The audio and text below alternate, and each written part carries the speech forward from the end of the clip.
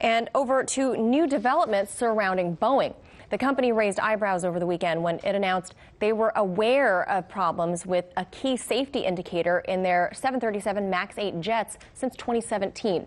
Still, they refused to inform airlines or the FAA until after the Lion Airlines crash in October that killed everyone on board.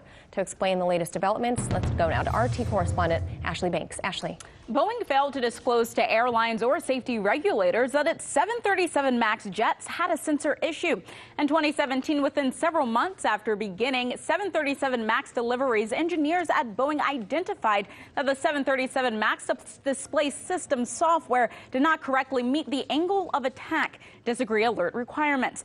The company continued delivering the planes to airlines around the world, although it knew the indicator that warned pilots if the plane's sensors were transmitting incorrect data wasn't in working order. Boeing says it is issuing a display system software update to fix the issue before returning the MAX jets to service. Now, while Boeing works on the sensor issue, the company is facing another problem. This time, a 737 MAX jet crash landed in a river in Florida on Friday. Now, the pilot of the flight bound for the Naval Air Station in Jacksonville lost control of the aircraft before hitting the water. 136 passengers and 7 crew members on board had to evacuate via the plane's wings. 21 passengers were taken to local area hospitals with minor injuries. At least 3 pets that were kept in the holding area died. And officials say water had penetrated the plane's cargo space and had risen several feet high. At this time, the NTSB is investigating the incident. Now, although Boeing is facing scrutiny over the handling of its 737 MAX jets, the company is planning to cut 900 inspectors, replacing their jobs with technology improvements at its Seattle area factories. The workers' union says this is a bad idea, adding Boeing will be eliminating a second set of eyes to ensure things are assembled properly. Reporting in the newsroom, Ashlee Banks, RT.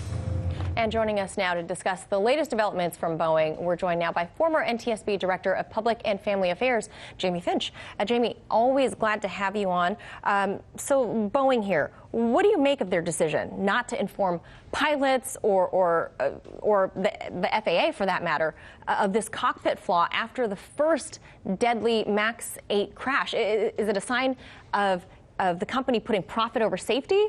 Or is it just incompetence? Well, I think that it's a little bit early for us to be making this declarations if it was putting profit over, safety and all these other types of accusations. But what it does prove is that Boeing's not being very forthright with their information that they're sharing with the public and also with the FAA, their regulators, and that gives the flying public, it gives the airlines, it gives everyone a very, very bad taste in their mouth and hesitation about Boeing and where they're coming from as far as where their priorities are. Right. And so I think it's a little bit early, but I think the knee-jerk reaction, and obviously it's one that I feel myself, I mean, this is very irresponsible of them, for them. So we've learned that the company's senior leadership didn't even know about this safety indicator issue either. They weren't told until after the Lion Air crash. If they had known about it beforehand, do you think it could have made a difference? Well, hindsight's always 20/20. I mean, we don't really know. But why wasn't there a process, a chain of command, going up to the senior leadership to let them know that, like a whistleblower or a problem solver, trying to get to the right people that could have stopped this situation. Now you've got 300 plus people dead from 2 crashes. Everyone's died on those 2 crashes, Lion Air and Ethiopian Air. And Boeing is not helping itself any. It's going on TV. It's pointing at the pilots and he's pointing at this. Everyone needs to stop. Number one, the investigation is still ongoing. These investigations take about a year. And so they are going to be, Boeing really doesn't need to be even talking about this. It's an active investigation.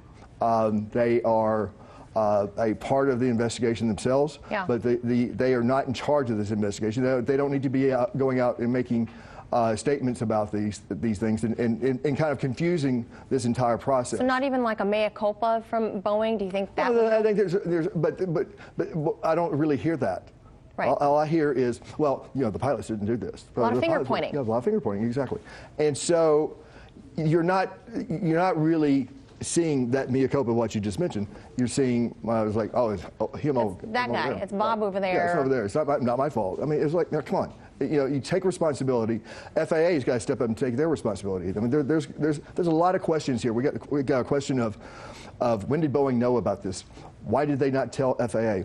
What was how long had they been sitting on the information? Yeah, why were they sitting on the information? But why did they wait until after the Lion Air to crash to tell Boeing? After they've had all these problems with these sensors, why didn't FAA do something a little bit more aggressive? I mean, are they too close and too much in bed, or were they asleep at the wheel? Yeah, that's the question. There is do we need more regulations then of commercial airlines? I know there's a whole ton of regulations already as it is, but do we need more? And specifically not allowing the fox to guard the henhouse, because as we know, Boeing is self-regulated here. Right, yeah, exactly. And that's one of it was a very delicate relationship and trusting relationship that the aviation industry and the FAA had developed, and that what it was that FAA would depend on the information and data that it would get from Boeing regarding the testing of its products.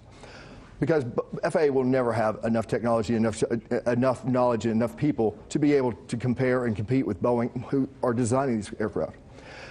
But everyone had to be honest, upfront, clear, transparent. And if there was a problem, they came and addressed it together. Right. So at the very least, we see a break in the chain of command and chain of communication that's led up to this. At the very least, we know that's at fault here. Mm-hmm. And so on that note, modern society, we know we're so interdependent on one another, on communication, and on commercial flights. It's made the world so much smaller. Right now, do you see a crisis in confidence from the consumer with all of these terrible plane stories emerging? I mean, we just saw the one this weekend in Florida. Yeah. Well, actually, they're going to start mounting up. But one of the main things I'm hearing from the flying public right now already is because these air carriers, Southwest is the largest carrier flying the 737 MAX. American, some of these other carriers have really bought into this plane. They're depending on this plane in their fleet because they're there to replace planes, and they're additional planes. Now all those planes are grounded. Now they're having to scramble around, and how the public is initially affected by this is their flights are getting canceled. They're stranded. They're stranded, exactly. And this just happened to a friend of mine last weekend. She was flying to Nashville. She was on Southwest, and they called her at 11, that night. The 11th hour. Yeah, literally, and said, "Oh, your flight's been canceled." And your initial reaction is you're angry at the airline, but it was not the airline's fault. I mean, they're trying their best, and remember, they're trying to get people to their destination, but it has to be done safely, efficiently, and with as much ease as they can for their customers. Yeah, I mean, like you said, at the very least, Boeing's got to backtrack and just say, "I'm sorry," and pipe down and let the investigation go on. Exactly. All right, as always, appreciate your expertise on this. Jamie Finch, thank you. Hey YouTube, thanks for checking out our channel. We hope you enjoyed the video. We have tons of content for you just like this. For more of RT America's one-of-a-kind news and analysis, be sure to subscribe and never stop questioning more.